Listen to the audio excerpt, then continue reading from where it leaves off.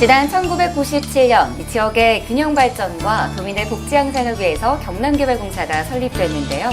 20년이 지난 오늘날까지도 이 경남개발공사는 경남의 가치를 높이기 위한 다양한 사업을 수행하면서 지역 발전에 기여하고 있습니다. 지역과 함께 성장하는 인물들을 만나보는 시간, 오늘 지성인에서는 경남개발공사 조진래 사장과 함께 그의 인생 이야기 나눠보겠습니다.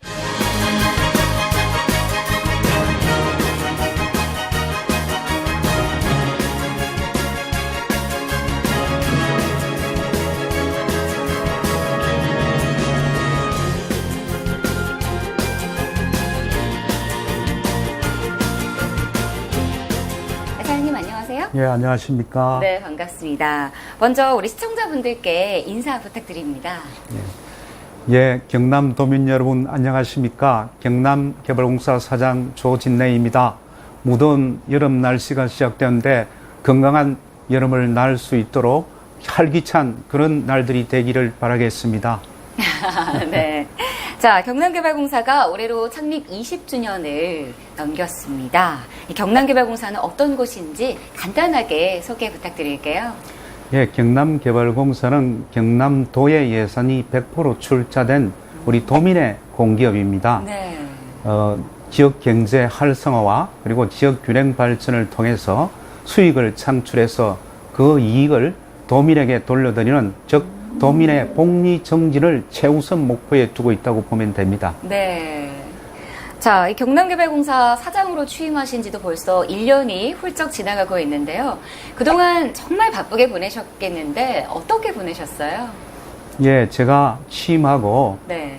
공기업도 기업이라는 측면을 무시할 수 없기 때문에 공적인 영역, 즉 공익성과 네. 수익성을 조화시켜서 일정한 수익을 창출해서, 즉 지속 가능한 경영에 주안점을 두고서 네. 그런 점들을 제가 현장에 있는 실무와 그리고 우리 개발공사 전 직원들에게 강조하고 있고, 또 우리 도민들이 경남개발공사에 대한 이해도가 부족하기 때문에 홍보를 좀 활성화해서 네. 도민 친화적인 기업이 되어야 되겠다는 생각에서 우리 개발공사 내에 관광과 인문학으로 만나는 시효 과정을 개설해서 많은 도민들에게 홍보 활동도 강화하고 있습니다. 즉 우리 개발공사는 네. 경남도민의 LH공사라고 이해하면 아주 쉽게 이해할 수 있을 것입니다. 아, 그렇게 이야기를 해주시니까 조금 더 이해가 쉬운 것 같은데요. 그리고 그동안 1년이라는 시간 동안 참 도민들과 한번 잘 친해져 보자 라는 네. 생각으로 많은 활동을 해주신 것 같습니다.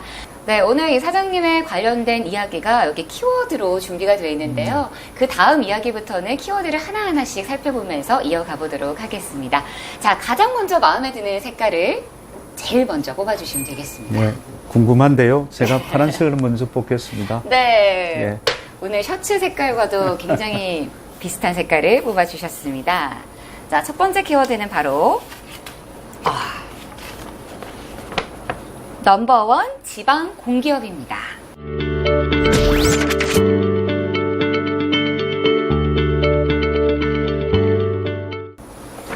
네, 당연히 이 키워드는 경남개발공사를 칭하는 것이 아닐까라는 생각이 드는데요. 예. 이 경남개발공사의 소개는 저희가 앞서서 들었는데 어떤 사업들을 추진하고 있는지가 또 궁금해집니다. 아까 말씀드렸듯이 지역 경제 활성화 차원에서 네. 일자리 창출을 위해서 지방 산업단지 개발에 주안점을 두고서 산업단지를 개발해서 원가에 우리 기업들에게 공급해서 해외에 있는 기업뿐만 아니라 국내에 네. 있는 여러 기업들을 유치하는 것이 가장 큰 임무입니다. 그리고 우리 도내 서민들의 주택 사업을 위해서 저희들이 공공임대아파트 혹은 분양아파트 이런 식의 값싸고 질 좋은 아파트를 공급하고 네. 그리고 또 우리 도시 재생 사업이라든지 도시 개발 사업을 통해서 값싼 택지나 상업용지 등도 공급을 하고 있습니다. 어떻게 보면 정말 우리의 생활과도 엄청난 밀접한 관계를 가지고 있다라고 보면 그렇습니다. 되겠네요. 예. 앞으로 조금 더 친해져야 될 것 같은 기업인데요. 그리고 또 어떻게 보면 경남의 어떤 경제적인 지표들을 예. 담당하고 있다라고 예. 강조할 수도 있겠습니다. 자, 그 중에서도 최근 요즘 이 사업에 좀 더 주력하고 있다라는 사업이 있다면 어떤 것들이 있을까요? 먼저 일자리 창출 측면에서 네. 저희들이 현재 진행 중인 산업단지가 석임의 인터체인지 부근에 네. 석임의 산업단지를 지금 현재 조성 사업 중에 있습니다. 그리고 동쪽 양산에 양산 가산 산업단지를 지금 진행 중에 있는데 네. 양방 항로화 산업 쪽으로 입주 기업들을 유치할 예정에 있고 그리고 저 서쪽 끝에 산청에 거기는 한방 항로화 산업단지를 현재 진행 중에 있고 그리고 서민 주택 공급 사업을 위해서는 마산 hen동지구에 네. 공공분양 아파트, 공공임대 아파트를 현재 진행할 예정에 있고 네. 또 진주 핵심 도시에도 임대주택 사업을 하고 있습니다. 뭐 그 외에도 네. 우리가 또 도의 정책 수행 기관이다 보니까 도로부터 많은 위수탁 사업을 하고 있는데 네. 대표적인 것이 마산 의료는 이미 기기 준공식을 했고 그리고 지난 메르스 사태 당시에 격리 수용이 필요한 음압 병동을 지금 저희들이 또 진행하고 있다는 것도 말씀드리고 또 일선 시군으로부터 위수탁 사업, 대행 사업도 수행하고 있는데 함양군에서 시행하고 있는 행복주택 사업이라는 것이 있습니다. 함양군 내에 있는 서민들의 주택 공급 사업에도 저희들이 도움을 주고 있다고 말씀드리겠습니다. 이렇게 이야기를 쭉 들어보니까요. 정말 경남 지역에 낙후된 지역부터 시작해서 정말 지역의 균형 발전을 위해서 여러 곳을 개발해 주시고 계신 것 같아서 제가 마음이 다 뿌듯합니다.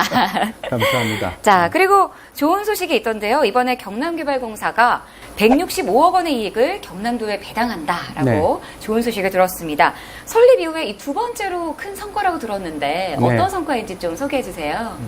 우리 개발공사가 금년으로서는 이제 창사된 지 20주년입니다. 네. 사람으로 치면 이제 성인의 나이가 되었기 네. 때문에 이제 부모님에게 우리가 성년이 되면 부모님에게 이제 보답을 하잖아요. 그렇죠. 그래서 네. 이게 도민의 헬스로 이루어진 공기업이기 때문에 성년이 되었기 때문에 도민에게 이제 이익을 환원해야 된다는 생각에서 오랜 우리 경상남도의 수건 사업이던 남맹학사라고 있습니다. 네, 서울 네. 강남구에 소재하고 있는데 남맹학사 서울관이라고 합니다. 저희들은 거기에 저희들 개발공사가 2015년도에 200억을 배당해서 네.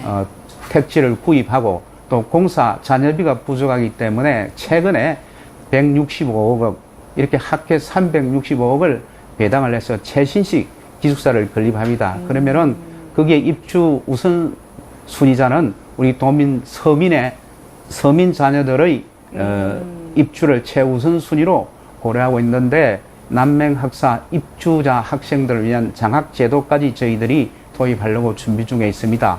이번에 운영도 저희들이 경상남도로부터 네.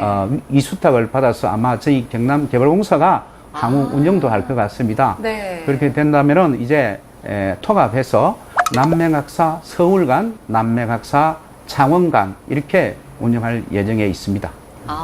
자, 이렇게 경남개발공사가 많은 성과와 또 많은 좋은 일들을 하고 계신데요.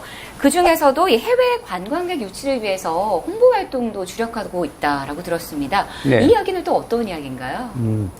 원래 그 지방정부 강력 지방자치단체는 네. 도시개발공사와 관광공사가 이원화되어 있습니다. 대부분 그렇죠. 예, 강력 시도에 그렇게 운영되는데 당시 제가 정부 부지사로 있었을 때인데 네. 지사님께 건의에 들여서 우선은 개발공사 내에 관광사업본부를 설치하자고 그렇게 건의를 드렸는데 네. 그 건의가 받아들여져서 관광사업부가 설치됐고 그 관광사업부에서는 초기에는 중국 관광객들, 유크들을 국내에 유치하는 것에 주안점을 두었는데 네. 최근에 한중 관계가 굉장히 경색되면서부터 그렇죠. 좀 다각할 필요성을 느끼고 네. 지금은 대만 그리고 태국 그리고 러시아 그리고 베트남까지 이렇게 굉장히 좀 다각하고 있고 얼마 전에 저희 상임이사가 대만을 방문해서 아마 네. 연말부터 정기적인 방문단들이 우리 경상남도를 거쳐갈 것인데 네. 문제는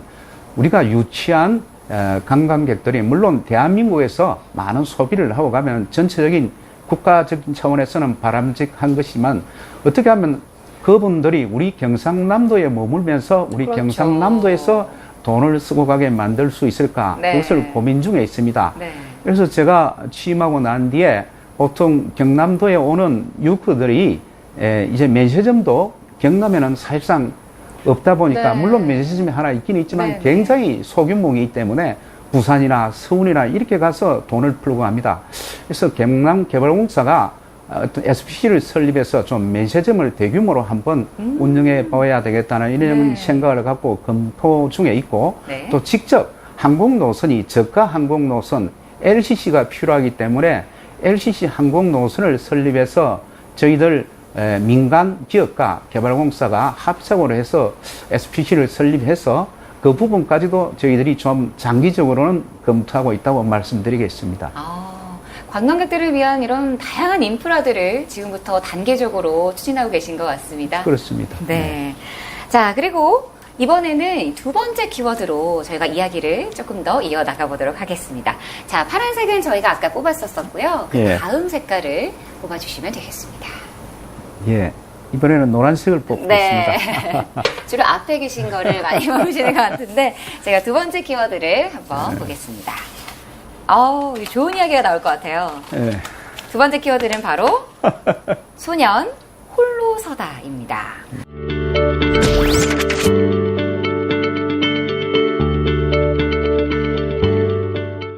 많은 의미가 있는 키워드인 것 같은데 제가 듣기로는 초등학교 4학년 때 유학을 가셨다라고 들었는데 어떻게 됐을까요? 어떻게 된 유학이 기회일까요? 아니고요. 네. 정확하게 저희 아버님은 굉장히 교육열이 굉장히 강했습니다. 그래서 초등학교 4학년 마치고 초등학교 5학년 올라갈 때입니다. 우리 나이로 12살을 막 들 당시인데 대구에 저희 외가가 있었습니다. 외가가 있었는데 네. 아버지께서 저를 대구로 이제 유학을 어린 시절에 보냈습니다. 네. 또 중고등학교 시절은 자취도 하고 이렇게 소위 말하는 질풍노도의 시기를 성장기를 대구에서 보내게 됐습니다. 처음에 적응하는 데는 좀 어려움이 있었는데 그렇죠. 점차로 이제 그 농경사회에서 이제 도시 문화사회로 적응을 하면서 좀 더 자주적이 되고 더 강인해지고 속된 말로 뭐라 그럴까요? 깡이라고 그럴까요? 네, 그런 네, 것들이 형성이 돼가지고 네. 어떤 어려움도 제가 성장해 살아가면서 어려움도 극복하는데 그런 소년 시절, 성장기 시절의 경험이 많은 자산이 되었던 것 같습니다. 자, 그러면 이렇게 격동의 시기에 정말 가장 옆에 있으셨던 분이 바로 아내분이 아닐까 예. 싶은데요. 어떻게 보면 좀 가장 힘들 때 힘이 되셨을 수도 있을 것 같아요. 아내분과는 또 어떻게 만나셨어요? 저희 집사람은 고향이 마산 해원동입니다. 네. 그래서 집에서 농담적으로 해원댁이라고 제가 네, 네. 이렇게 하는데 집안 어르신의 소개로 만나서 한 1년 정도 교제를 해서 결혼을 하게 되었습니다.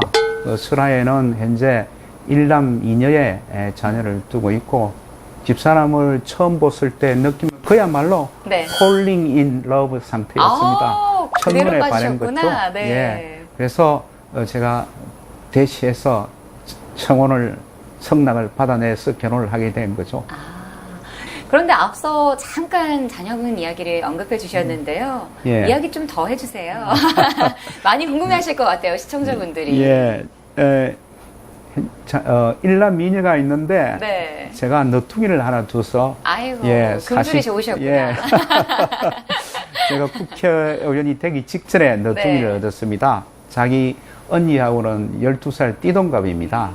지금 큰딸을 대학 다니고 그 밑에 아들이 지금 재수를 해가 어렵게 재수를 해서 지금 대학 1학년 다니고 있고 네. 너퉁이 딸이 지금 이제 초등학교 5학년 12살 아이고. 이렇게 있습니다. 네. 아무래도 30대는 바쁜 사회생활을 하다 보니까 큰딸과 아들에게는 자상한 아빠의 역할을 못했던 것이 항상 마음에 걸렸는데 네. 이제 너퉁이를 얻고부터는 제가 보상 취미도 있고 해가지고 너퉁이한테는 큰애들 둘에게 쏟지 못했던 그런 좀 자상한 아빠로서의 역할을 항상 신경을 쓰고 있습니다.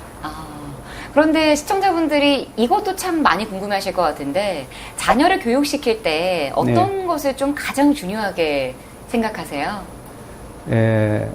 뭐 아이들에게는 항상 저도 어린 시절이 굉장히 자주적이고 자립심을 굉장히 그렇죠. 네. 그것이 제 인생에 많은 도움이 되기 때문에 아이들에게도 항상 본인 스스로 할 수 있는 거 과외보다는 자기 주도 학습 그리고 항상 자기 신변 정리나 주변 정리 이런 거 스스로 할 수 있는 그런 자립심을 강화시켜 주는 그런 교육에 주안점을 두었습니다. 그래서 항상 아이들에게 지금도 그렇습니다. 지금이라도 만약에 사태로 인해 엄마 아빠가 없다고 했을 경우에 너희들이 어떻게 살아갈지를 항상 생각을 하고 또 그렇게 사회생활을 하라고 가르칩니다. 그러다 보니까 아이들에게는 독서가 중요하기 때문에 끊임없는 독서를 제가 강조하고 저도 아이들에게 책 읽는 아빠의 모습을 보여주기 위해서 항상 집에 가면 TV 시청은 거의 하지 않고 책을 읽고 있습니다. 네. 아이들이 그것을 보고 책 읽는 습관을 길러주기 위한 것이죠. 그리고 여행을 아이들에게 많이 권유하고 있습니다. 결국은 교육은 저는 항상 독서와 여행을 통해서 직접적인 경험과 간접적인 경험을 숙지해서 이제 성장해 갈 수 있는 기반이기 때문에 네. 그런 점을 주안점을 두고 있고 또 아이들에게는 항상 우리가 사회 공공의 선이라든지 공동체적인 가치라든지 이런 것들에 대해서 제가 좀 강조를 하고 있습니다. 네, 우리 사장님의 인생 이야기를 계속해서 들어보고 있는데요. 이제 마지막 키워드로 예. 그 이야기 이어나가 보도록 하겠습니다. 마지막으로 하나가 남아있죠? 뽑아주시면 핑크빛이 되겠습니다. 남았네요. 네. 자, 있습니다. 핑크에는 예. 어떤 이야기가 들어있을까요? 한번 보겠습니다.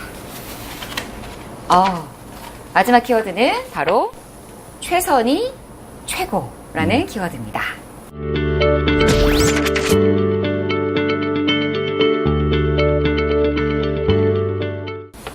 자, 이 어떤 키워드인지 또 궁금한데요. 그런데 제가 이 지난 18대 국회의원으로도 왕성한 활동을 해주셨고 지역민들의 사랑을 많이 받았던 걸로 기억하고 있습니다. 그리고는 또 19개의 법안을 대표 발의하셨다고 들었는데 평소에 이렇게 맡은 바 임무를 이렇게 열심히 수행하시나요? 평소에도?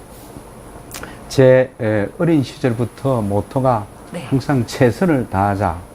그리고 자의식이 어느 정도 형성되면서부터는 자기가 좋아하는 일에 최선을 다하자.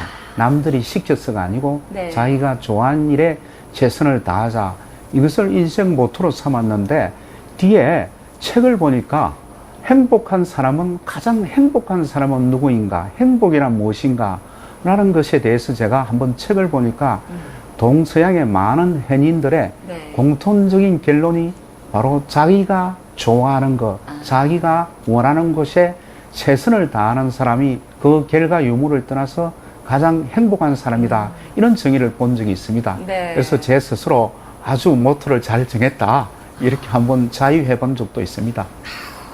참 많은 경험들을 해오셨고 또 그 속에서 독서를 통해서 많은 것을 좀 얻으신 것 같아요. 그죠? 네, 그런데 그렇습니다. 좀 외람된 질문이긴 한데 1년에 보통 책을 몇 권 정도 읽으세요? 그러면?